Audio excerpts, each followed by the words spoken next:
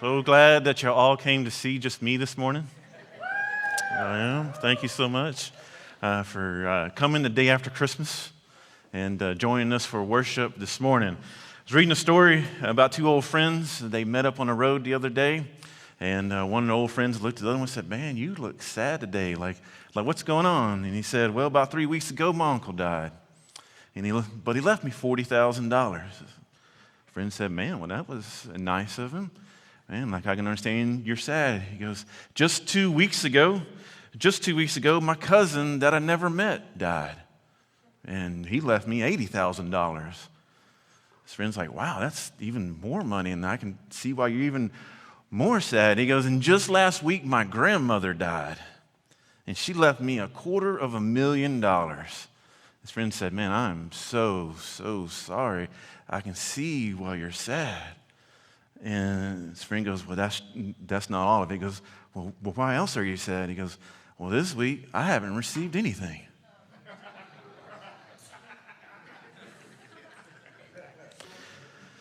Some people, what we have in life that we should have, or what we should have, is being content. And what perfect Sunday to preach this on the day after Christmas on being content, right?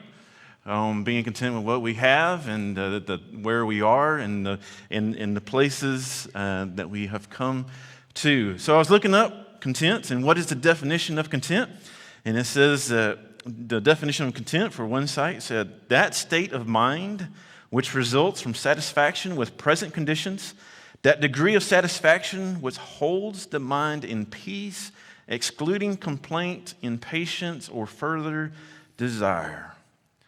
I believe content is something that none of us really ever achieve, but maybe late in life. Have you ever come across one of those individuals well on into the years, that have experienced life as much as they can, and they've finally come to a conclusion that they're content? I have what I have, and that's all that I need. I got food, I got drink, I got a place to lay my head. I have all that I need. They have this aura about them of being content, right? It's amazing because when you sit around them, they don't talk about things that they want or things that they should have or things that they deserve or anything like that. They're content with what they have. And I believe a lot of us, we strive for that, but we really don't ever achieve that. Or if we do, like I said, it's late in life. But being content means that we should be satisfied in the good times and also the bad times. The Bible has a lot to say about being content. Author of Hebrews 13, verse 5 says, "Be satisfied with what you have, for he himself has said, I will never leave you or abandon you." And Paul, he says in 1 Timothy chapter 6, verse 6, "But godliness with contentment is great gain." And he continues in verse 8 with, "If we have food and clothing, we will be content with these." Being content isn't just something that we are supposed to do. It isn't something that we should just want to do. It is a command. We are to be content. And we should be content. Because here we have an all-powerful God who has created us, who has loved us, who has seen after us, who's provided for our good, who has kept us going all these years, who said that I will never leave you nor forsake you. We should be happy with that. And so if you got your Bibles, open up to Philippians chapter 4. We're going to be in there. We're going to be talking about Paul and what he had to say to the church of Philippi there in these Philippians. And we're going to be reading a whole section here because I think it's kind of one whole thought process that's going through his mind. And so we're in chapter 4, Philippians. We're going to read 10 through 20. Verse 10 starts, "I rejoiced in the Lord greatly because once again you renewed your care for me.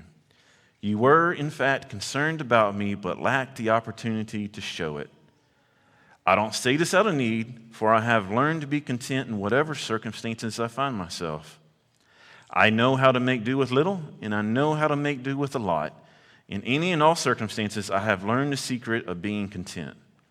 Whether well-fed or hungry, whether in abundance or in need, I am able to do all things through him who strengthens me. Still, you did well by partnering with me in my hardship. Verse 15, you Philippians know that in the early days of the gospel, when I left Macedonia, no church shared with me in the matter of giving and receiving except you alone. For even in Thessalonica, you sent for my needs several times. Not that I seek the gift, but I seek the profit that is increasing to your account. But I have received everything in full, and I have in abundance. I am fully supplied, having received from Epaphroditus what you have provided, a fragrant offering, an acceptable sacrifice pleasing to God. And my God will supply all your needs according to his riches and glory in Christ Jesus. Now to our God and Father be the glory forever and ever. Amen. What a statement by Paul. At this point, Paul is a prisoner. He is chained, shackled to a Roman guard, probably in an apartment somewhere. His freedoms are restricted. He can't see whoever he wants to. He can't speak to whoever he wants to. He is waiting here to go on trial before Nero, possibly to face his execution. And yet he writes this. And as we can see, he has received a gift from the church to help support him.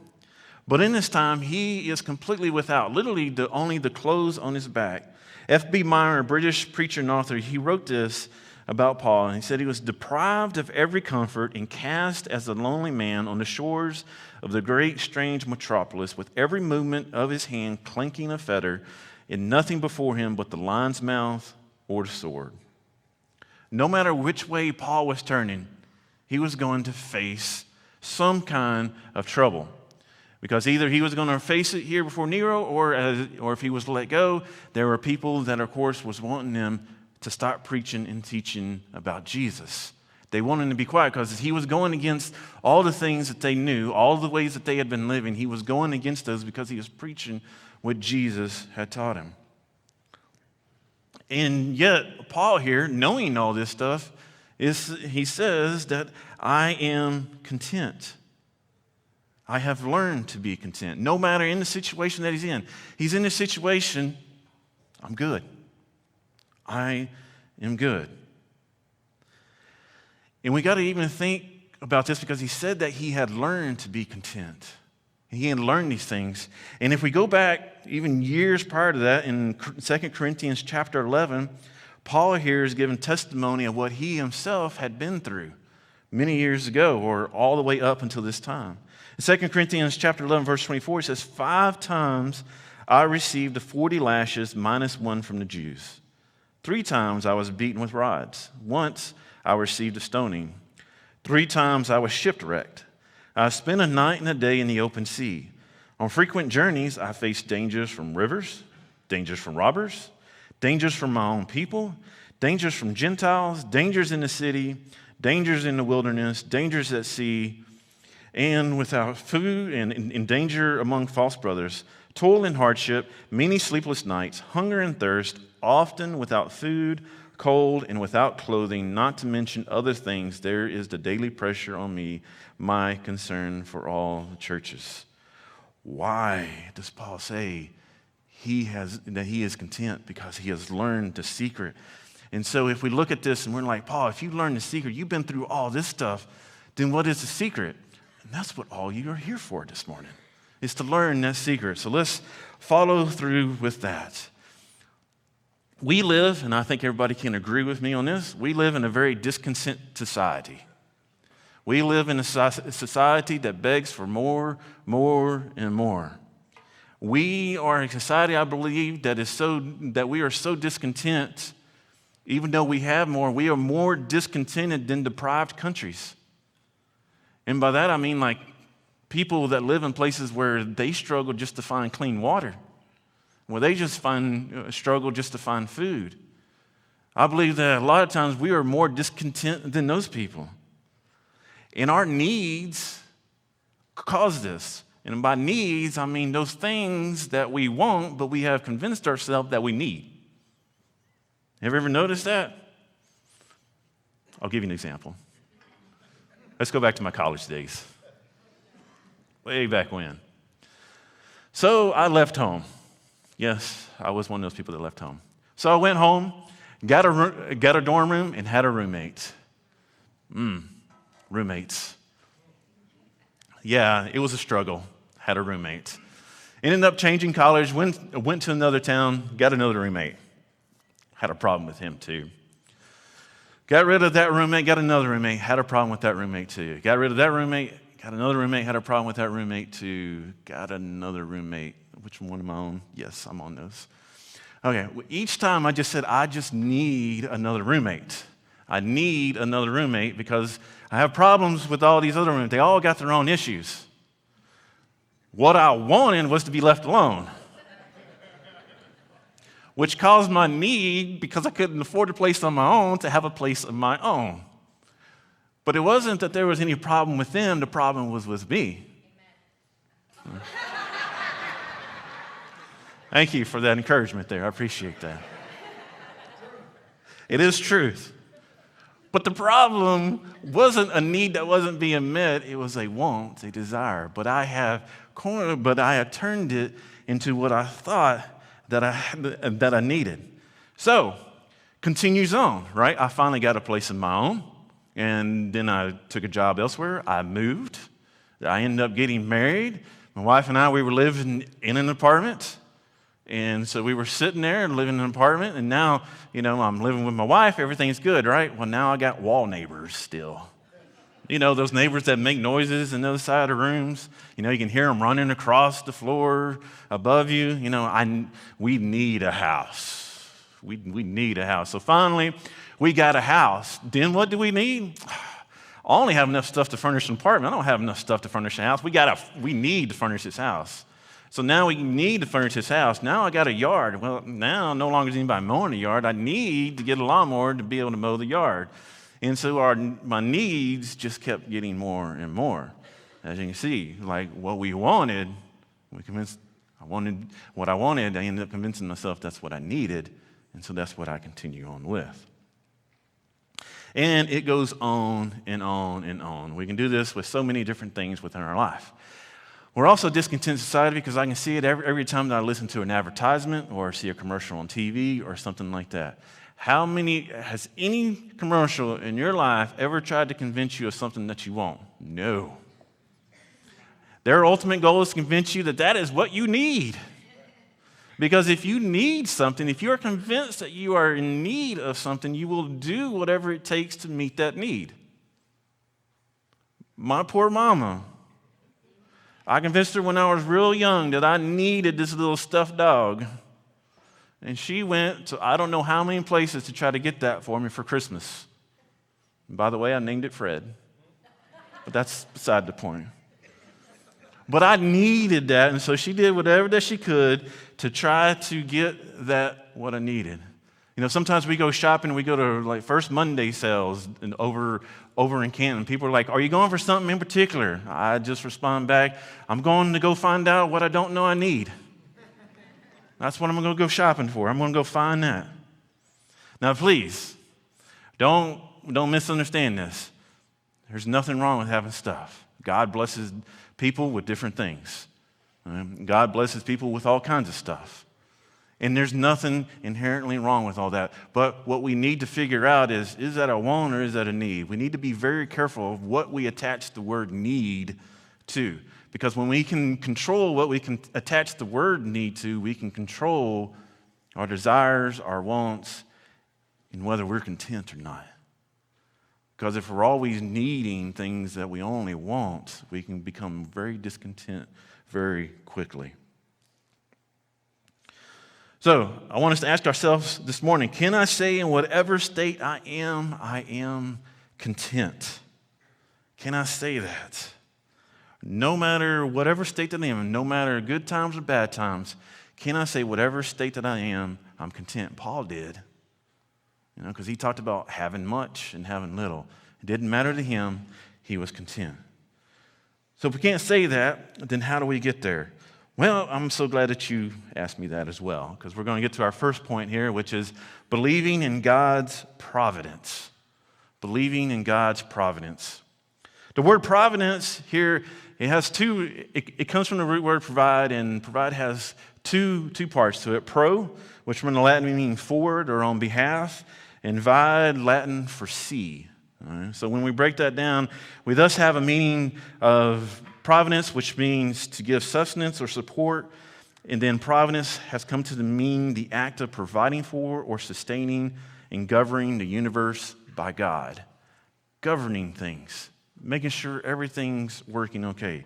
God's providence. Now see, God goes about getting things done in pretty much two kind of ways. One, miracles. Miracles are things that happen out of the ordinary.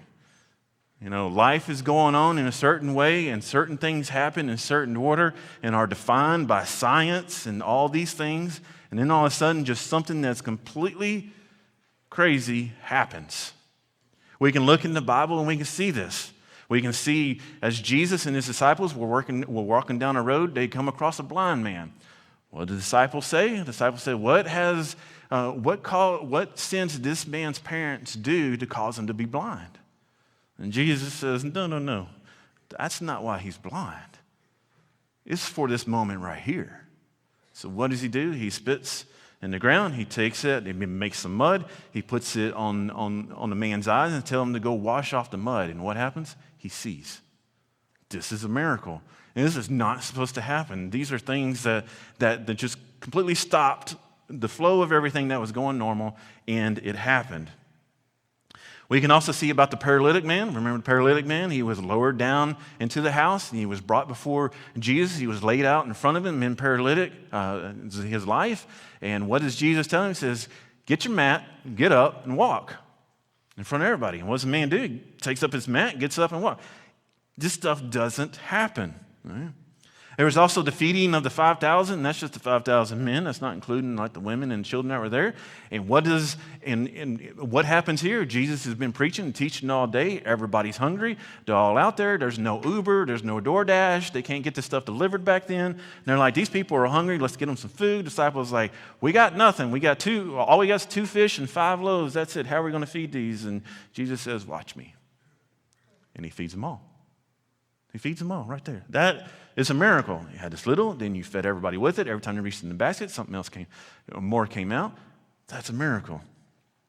We can also see when God parted the Red Sea, when he parted the Jordan River, when Elijah prayed for rain to come down. I mean, these were all miracles. When Hezekiah was cured, when Jonah was thrown into the sea because they were fearful and the sea calmed, these are miracles, and it's all throughout. And that's not unusual today. We still see miracles.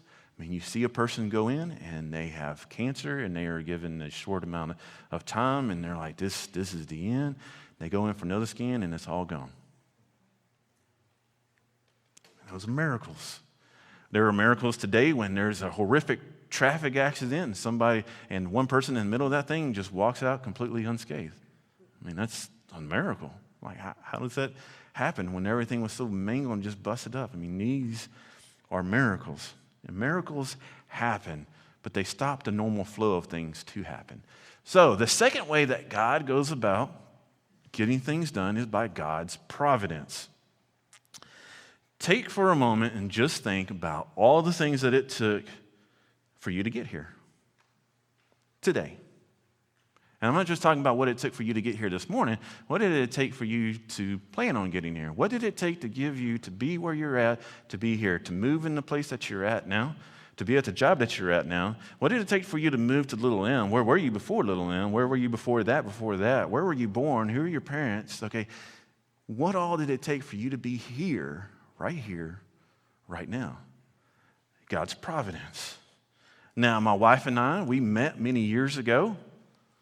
Well, this is going back to college. We met many years ago. I went into the laundromat of our apartment complex right there, and I saw her. I said, hey. She said, you're the one.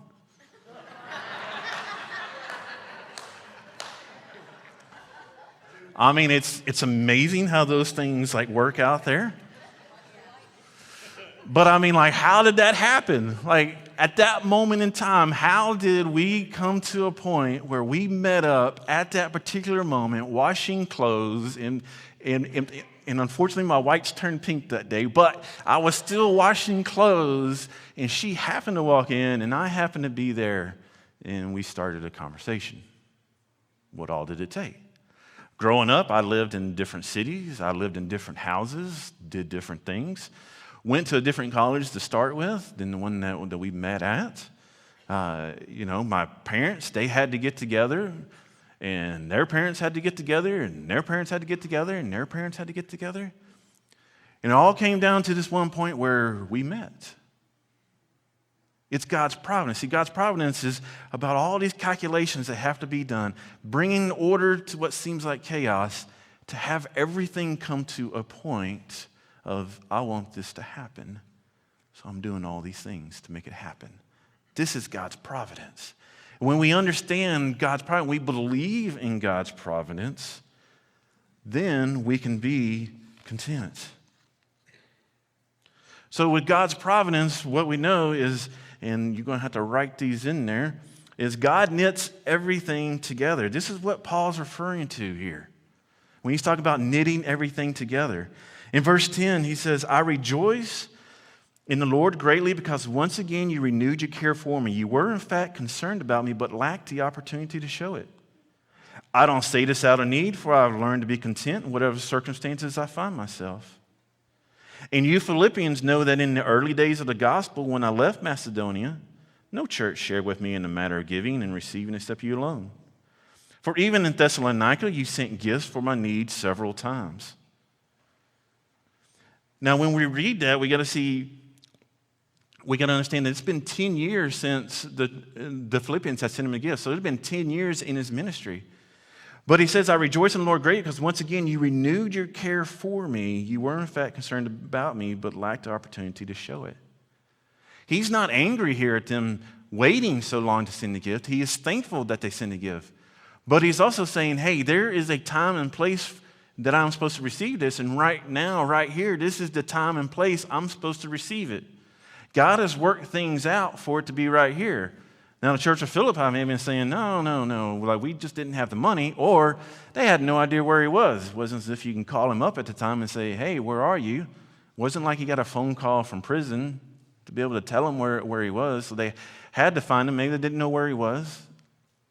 Not really sure, but Paul's okay with it because he knows that right here, right now, is the time that I'm supposed to receive this.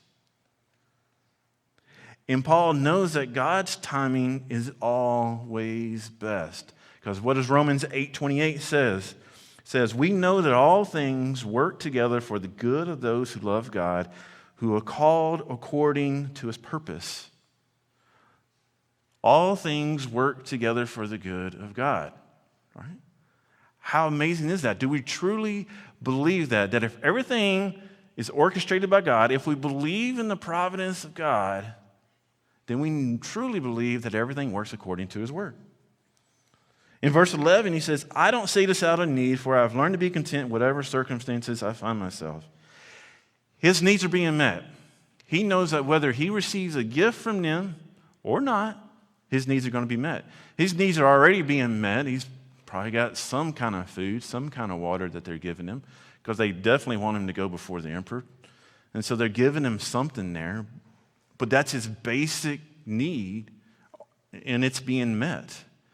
And he's like, I want you to understand that I'm not doing what I am doing to get anything from you. I'm not doing this to receive any gifts. I'm not doing that at all. I'm doing this, I'm giving you thanks, and I'm doing this to proclaim the good news of Jesus Christ. Because Paul said that's all that matters is proclaiming the good news of Jesus Christ. And so whatever position that he was in, he wanted everybody to know that, hey, it's all good. God's timing is always best. You send me something that I need, and whether you send it or not, I'm grateful for it. So it brings up to our second point in God's providence. When we understand God's providence is we have to know that we need to be content and not apathetic. By apathetic, what does apathetic mean? It means basically you don't care, or you're not showing any care. You're void of emotion, you're void of concern, you're void of interest in what's going on. Some people can take this to mean that if I believe in God's providence and everything's just going to work out, then everything's okay. If something bad happens, I don't care. I don't care.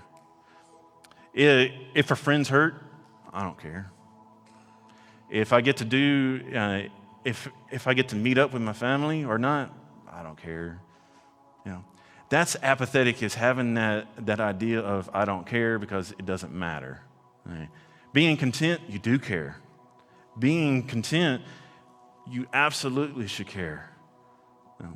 We need to work. And whether we're working for a job or a company or for ourselves, we need to work for that to provide for our family, but we also need to work to continue telling others about Jesus. We need to be content in that. We shouldn't have an attitude of, I don't care. Now, Paul's contentment, it stems from him knowing that all his efforts, all his struggles, all his defeats, all of life's struggles that he has come to this point was in the effort of advancing the gospel. He worked at it, and he is passionate about it. In 1 Thessalonians 2:9, he says, "For you remembered our labor and hardship, brothers and sisters, working night and day so that we would not burden any of you. We preach God's gospel." Paul was like, look, I'm not going to even bother you with asking for any kind of money or any of that. We don't want you to do that, because at this time there was a big problem, just like there is now. There was a big problem of people just standing up there and saying, give. Give me your money and I'll tell you about Jesus. Give me your money, I'll tell you how you can be saved. Give me your money and I'll tell you how you can live your best life. There was a lot of things that was going on in that time where people were charging people for this. And he wanted to know, I'm not doing it for that. Look, I will work day and night just so I can teach and preach the good news of Jesus. Just so I can teach others about Jesus. Tell them something that Jesus has done, I will work at it. I will do whatever it takes, and I do not want you to be distracted by anything else. And Paul didn't just say, oh, well, what happens, happens. No, he pushed on. He continued on to advance the gospel. And that's the mindset that we need to have here, right now. And you have come to this place this morning, whether you realize it or not, because of God's providence. Maybe you heard something, maybe you didn't. Maybe you think you didn't. But there is something in God's word that speaks to all of us. And at this time, I want you to understand what it means to have that. Not that attitude of, I don't care, but that attitude of, all right, God, I know I've been working towards this way, and this way's closed for me, but I'm okay because I know you're in control. What other way do you want me to go? Which way do you want me at? God, I've been in some bad spots lately, and God, it's just hard. God's like, I know, but I have a plan for you. I'm working it out. Ask God to reveal that. And for those that, man, life's going good, be content. Praise God that's doing good. And I also want to say this about being content. For the past several weeks, Pastor Mark's been, he finished up this last Sunday, but he had been preaching on the sermon series called Juicy Fruit, the fruits of the Spirit. What are they? Love, joy, peace, patience, goodness, faithfulness, gentleness, and self-control. Do you think that we can truly exhibit those fruits of the Spirit without being content? Maybe we need that first to understand that, God, you've given me enough. Maybe you've given me enough. I believe that being content starts with believing in God's promises. And if we can grasp that, we are well on our way to learning to be content. The worship team's going to come out here, and we're going to have prayer partners up here. And this morning, if you want to come and at the altar and pray, then I just ask that you do that this morning. And if there's somebody beside you, man, you want to pray for them, maybe grab them, pray for them, tell them that they look good today. Tell them that. And tell them that you're glad that they're here. And guys, just love one another, be content in what you have, and believe in the power of the Almighty God who created you, who brought you here, right now.